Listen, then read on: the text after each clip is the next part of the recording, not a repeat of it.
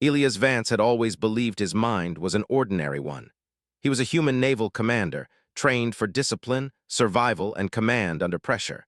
He knew how to keep fear locked away and how to focus when everything around him broke apart. That was what humans called strength. Nothing about it had ever seemed special to him. That belief ended the moment the telepathic alien gasped. The station floated in silent orbit above the blue-white world of Kael'thar, a place where thought mattered more than speech. The station itself was smooth and curved, grown rather than built, its walls faintly warm as if alive. Elias walked through the corridor under escort, his boots sounding too loud in the quiet. The aliens around him did not speak. They never needed to. They were tall and slender, with pale silver skin and eyes like polished glass. Their heads were slightly larger than human norms, their movements slow and careful. Every one of them was a telepath. Every one of them could hear each other's thoughts as easily as breathing. And every one of them avoided Elias.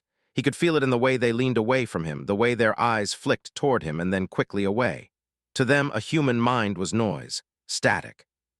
A storm of random images and emotions they did not want anywhere near their shared mental space. That was what the briefing had said. Humans are mentally loud, the diplomat had warned Elias before departure. They are not dangerous, but they are uncomfortable. Do not attempt mental contact. Think as little as possible. Elias had nodded and agreed, though the idea still felt strange. How was a person supposed to think as little as possible? The escort stopped outside a wide chamber. The door opened without a sound. Inside, several telepaths stood in a loose circle around a raised platform. At its center stood Lyrathi. Elias did not know her name yet, but the moment he saw her, his attention fixed on her without effort. She looked different from the others, smaller, more fragile somehow. Her silver skin carried faint patterns like ripples on water, and her eyes were darker, deeper, as if they held too much. She was focused inward, her hands slightly raised, her posture tense. Elias realized she was working, deeply connected to the station's telepathic systems. Someone spoke aloud for the first time since he had arrived. "This is Lyrathi," the alien liaison said in careful, accented English. "She is a high-sensitivity receiver. Do not approach. Do not focus on her." Elias swallowed and nodded. Understood. He stayed near the wall, doing exactly as instructed. He did not speak. He did not move. He tried to empty his mind, but the human brain did not work that way. As minutes passed, his thoughts drifted despite his effort. He wondered how someone like Lyra could stand under such constant pressure. He wondered what it felt like to hear so many minds at once. He wondered if she ever felt lonely in the middle of all that noise. For a brief moment, he imagined what it would be like to be seen clearly by someone who could hear everything. The effect was immediate. Lyrathi gasped. The sound tore through the chamber like a physical shock. She staggered backward, her hands flying to her head as if struck. Her breath caught sharp and painful, and she collapsed to her knees. Every telepath in the room reacted at once. Minds flared. Panic rippled outward in waves Elias could not see but somehow felt. Several aliens turned sharply toward him, their eyes wide with alarm. "What did you do?" one demanded aloud. "I didn't do anything," Elias said, stepping forward before thinking better of it. "I swear." Lyra let out a shaky breath, her eyes lifted, locking onto his. For a heartbeat, the entire station seemed to hold still. Then Lyra fell forward, unconscious. Security moved fast. Elias barely had time to react before invisible force fields locked around him, pinning him in place. He raised his hands slowly, heart pounding. "I didn't touch her," he said again, louder this time. "I didn't even speak." The liaison's face was pale. "Your thoughts," they said quietly. "You focused." That made no sense. Elias opened his mouth to argue, then stopped. The room was filled with fear, not anger, fear of him. Lyra was carried away by medical attendants. The telepaths avoided looking at Elias now, as if even meeting his eyes was dangerous. Within minutes, he was escorted to an isolated chamber deep in the station, far from any telepathic networks. The door sealed behind him. The room was small and bare. Smooth walls, no windows. No sound. It reminded Elias of containment cells he had seen on hostile worlds, except this one was built from fear rather than steel. He sat on the edge of the platform bed, running a hand through his hair. "What the hell just happened?" he muttered. Hours passed. Or maybe minutes. Time felt strange without reference. Finally, the door opened again. Lyrathi stood there. She looked weaker than before, her posture careful, her steps slow. There were no guards with her, only a faint shimmer of energy around her body like a protective barrier. Elias stood at once. "Are you okay?" The question slipped out before he could stop himself. Lyra flinched slightly, then steadied. Her eyes studied him with intense focus, as if she were looking at something dangerous and beautiful at the same time. "Yes," she said softly, her voice was almost a whisper. "I am functional." "I'm sorry," Elias said. "I don't know what I did." She stepped closer, then stopped just short of the barrier's edge. Her breathing was shallow. "You thought of me," she said. Elias blinked. "I what?" "When your attention settled on me," Lyra continued, choosing her words carefully, "your mind did not scatter, it did not drift. It narrowed." She pressed a hand lightly to her chest. "It was quiet, clear, focused. It felt like being held." Elias stared at her, stunned. "That knocked you out." Her lips curved into something almost like a smile, then quickly faded. "It overwhelmed me." No telepath has ever felt such directed intent from a non-telepath. "So humans are dangerous now because we think too hard?" Elias asked, trying to inject humor into his fear. Lyra shook her head. "Not because you think, because you care." Silence filled the space between them. "The Council believes your mind is a threat," she said. "They have classified you as a mental hazard. You are not to be allowed near active telepaths again." Elias exhaled slowly. "That bad, huh?" "Yes," Lyra said, then after a pause, "but they are wrong about why." She hesitated, then lowered the barrier slightly. The air between them seemed to thrum. "When you think of me," she said, "the noise fades, the pain fades. For the first time in my life, I felt alone with one mind, not lost, not drowned." Elias felt something tighten in his chest. "Lyra, I didn't mean to." "I know," she said quickly. "That is what makes it worse." She took a careful step closer. Elias forced himself to stay still. "Do not think of me," she said. He nodded immediately. "Okay." The moment stretched. Then she gasped again, quieter this time, but no less intense. Her hand pressed against the barrier, fingers trembling. "You did it again," she whispered. "I didn't," Elias said in panic. "I swear I'm trying not to." Lyra let out a soft, breathless laugh that sounded half like relief and half like fear. "That is the problem, Elias Vance. You do not need to try." She straightened, forcing control back into her posture.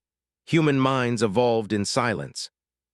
You learned to contain yourselves because no one else could hear you. That containment created strength." She met his eyes directly now. "To us, that strength is overwhelming." Footsteps echoed outside the chamber. Lyra stiffened. "I should not be here," she said. "If the Council learns I came alone, then don't," Elias said quietly.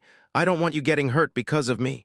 She studied him for a long moment, searching his thoughts without touching them. "That," she said softly, "is why I will come back." The barrier rose again, sealing the space between them. Lyra turned and left without another word. Elias sank back onto the bed, heart racing. For the first time since joining the fleet, he felt truly dangerous. Not because of weapons or orders, but because of something he had never learned to control. His thoughts. And no matter how hard he tried, one thought kept returning again and again. Lyrathi. The station began to change after Lyrathi visited Elias. At first, the signs were small.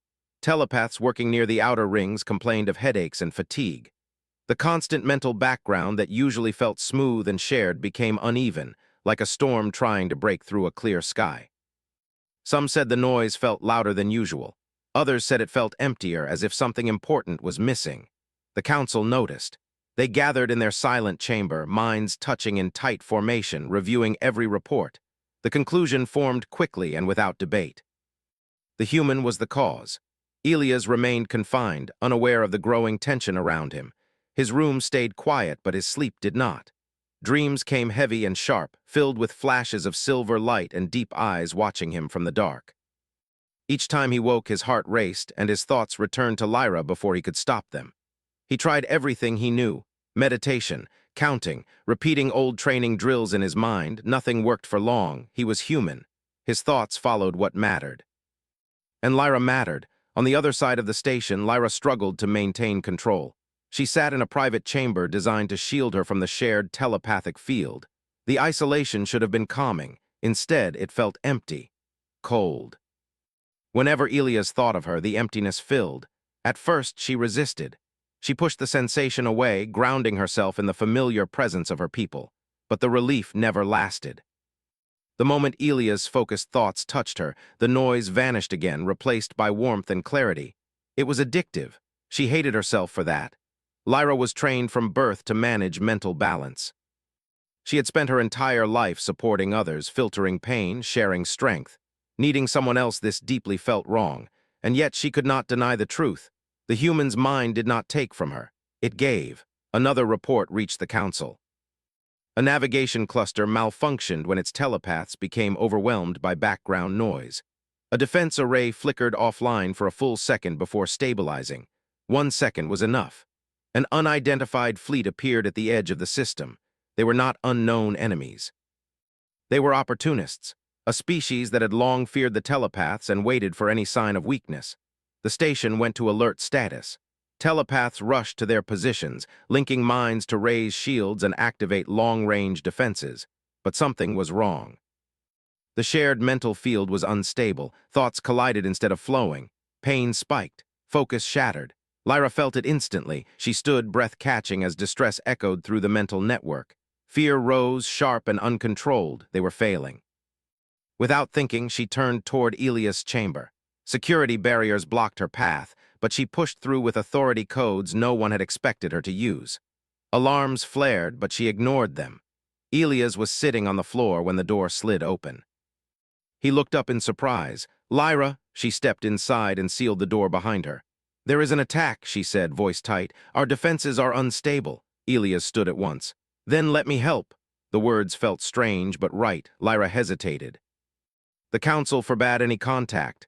"Then they can yell at me later," Elias said. "What do you need?" She closed her eyes for a moment, steadying herself. "I need you to focus," he frowned. "That's what caused all this in the first place." "Yes," she said. "And it may also be what saves us." She lowered the barrier between them completely. The moment it vanished, Lyra inhaled sharply. Elias felt a pressure in his chest, not painful, just intense, like standing too close to something powerful. "Think of one thing," she said. "One purpose." Elias did not hesitate. He thought of Lyra standing alone under the weight of countless minds. He thought of protecting her from that weight. He thought of holding the line like he always had. The effect was immediate. Lyra gasped, but this time she did not fall. Her posture straightened, her breathing steadied. Her eyes widened as clarity flooded her senses. The noise vanished. Across the station, telepaths froze in surprise as the shared field stabilized. Pain eased. Focus returned. Shields flared back to full strength. "What is happening?" one of the council members demanded. But Lyra was already moving, linking herself to the defense network with Elias' focused presence anchoring her. The enemy fleet fired. The station's shields held. Lyra reached deeper, guided by Elias' steady intent. Together, they pushed outward, amplifying the telepathic defenses into something stronger than ever before. The attackers hesitated, confused by the sudden resistance. Elias felt it then, the connection. It was not words or images, it was understanding, trust. A shared purpose that did not need explanation. The enemy retreated within minutes. When the danger passed, the station fell into stunned silence. Lyra disconnected slowly, swaying on her feet. Elias caught her instinctively, steadying her before she could fall. For a brief moment, neither moved. Then the door burst open. Council members and security flooded the chamber, their mental presence sharp and alarmed. Several froze when they saw Lyra standing unharmed beside Elias. "What have you done?" one demanded. Lyra straightened, stepping away from Elias reluctantly. "We survived." "You violated direct orders," another said. "You exposed yourself to an uncontrolled mind." Lyra lifted her chin. "I chose clarity over fear." The council turned their attention to Elias. Their thoughts pressed in on him like a distant storm, but he held steady. "This human is the cause of the instability," one said, "and yet also its solution." "That makes him too dangerous," another replied. Elias clenched his fists. "I didn't ask for this." Lyra stepped forward.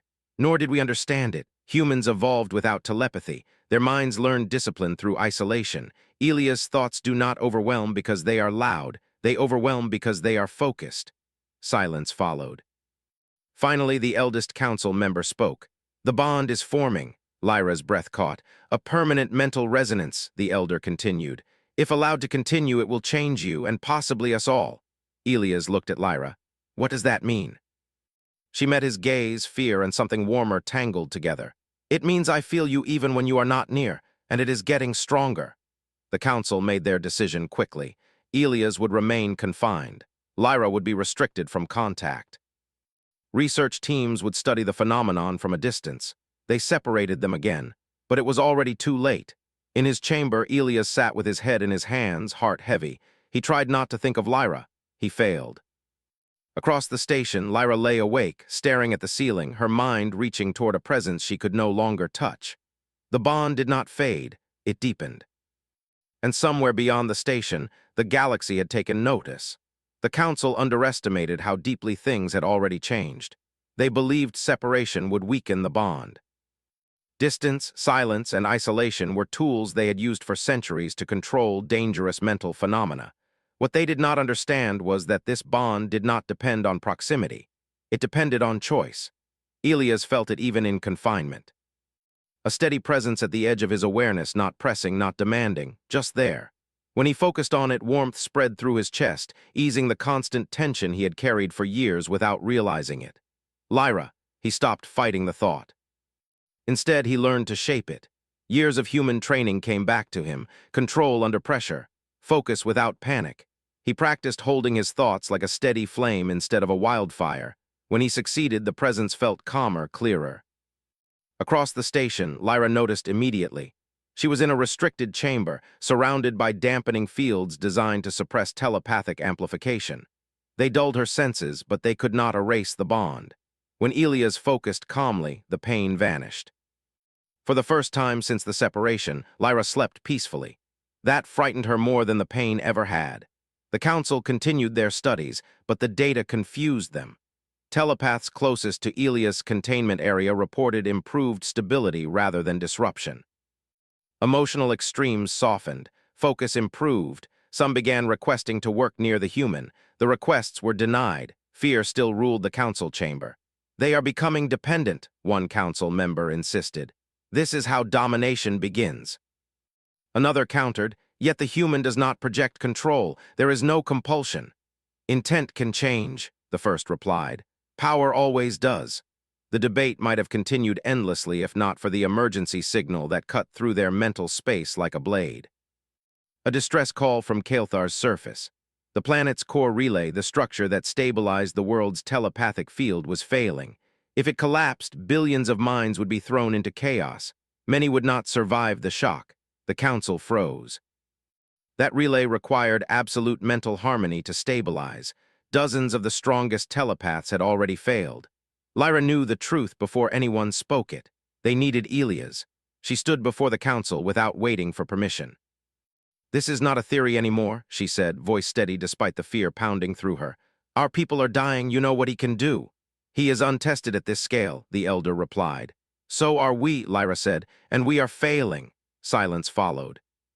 Finally, the elder turned inward, touching the minds of the others. Reluctant agreement formed, thin and uneasy. Bring the human, the elder said, but if control is lost, we sever the bond immediately. Lyra bowed her head. He will not harm us. She hoped she was right. Elias was escorted under heavy guard, though the tension felt different now. Less hostile, more uncertain. When he entered the chamber housing the planetary relay, the pressure hit him instantly. Even without telepathy, he could feel it. The air vibrated. The hum of countless distressed minds bled through the structure itself. Lyra stood at the center of the relay platform, pale but unshaken. When she saw Elias, relief flickered across her face before she forced it down. You came, she said. You called, Elias replied simply. They stood facing each other across the platform, the relay pulsing weakly beneath their feet. Lyra took a breath. This will be more than before if you lose focus. I won't, Elias said. He did not say it with arrogance, just certainty. Lyra searched his face, then nodded. Then think of one thing. Elias closed his eyes. He thought of standing alone in space, responsible for lives that trusted him. He thought of holding the line when retreat was easier. He thought of Lyra not as something fragile to protect, but as someone standing beside him. The connection opened fully. The effect rippled outward like a wave. Lyra gasped, but she did not stagger. Her presence expanded, guided, and stabilized by Elias' focused intent. The relay brightened, its pulse steadying. Across the planet, telepaths cried out in shock as the noise vanished. The storm calmed. Minds aligned. The council watched in awe as the relay stabilized completely, but Elias did not pull away. He felt the connection deepen, not just with Lyra, but with the wider network. He felt fear, hope, exhaustion, and resilience woven together. It was overwhelming. Lyra sensed the strain instantly. "Elias," she said sharply, "you are reaching too far." He clenched his fists, grounding himself. "I can hold it." "You do not need to," she replied. "You are not alone in this." For the first time, Lyra did something unprecedented. She opened herself, not to the network, to Elias. She shared her memories. A childhood spent drowning in thoughts that were never her own. The constant responsibility. The loneliness hidden beneath reverence. Elias staggered, breath hitching as the weight of it hit him, but instead of collapsing, he absorbed it, understanding without judgment. In return, he shared himself, a human childhood of silence, fear faced without witnesses. Bonds formed by choice, not necessity. Love defined by action, not proximity. The exchange was gentle, balanced. The relay flared with brilliant light as harmony locked into place. When it ended, Elias dropped to one knee, exhausted but conscious. Lyra caught him, steadying him with surprising strength. The chamber was silent. The elder council member stepped forward slowly. This was not domination, they said. It was cooperation. Around them, other telepaths began to murmur, not aloud, but through softened mental waves filled with wonder rather than fear. "This changes everything," one whispered. "Yes," the elder agreed, "it does." The council reconvened within hours. This time, Elias was present. They no longer tried to shield their thoughts from him. Instead, they observed how his presence calmed the mental space rather than disturbing it. "The human mind," the elder said, "is not a threat. It is an anchor." Elias met their gaze. "We don't want to control you." "We never did," Lyra stepped forward. "Humans evolved strength because they had to face their thoughts alone. Telepaths evolved connection because they never were. Together, we are complete." The decision that followed reshaped galactic law. Humans were reclassified. Not as non-telepathic primitives, but as mental anchors, rare beings capable of stabilizing and strengthening telepathic networks through focus and empathy. Elias was offered a choice: return to Earth as a hero, or remain as a bridge between worlds. He did not hesitate. "I stay," he said. Lyra's breath caught, then she smiled fully for the first time. The bond no longer hurt. When Elias thought of her now, she did not gasp. She felt warmth, trust, belonging, and across the galaxy, whispers spread of a strange truth. That the quiet minds of humans, once dismissed as weak, had become the strongest force of all. Not because they could be heard, but because when they chose to care, the entire universe listened.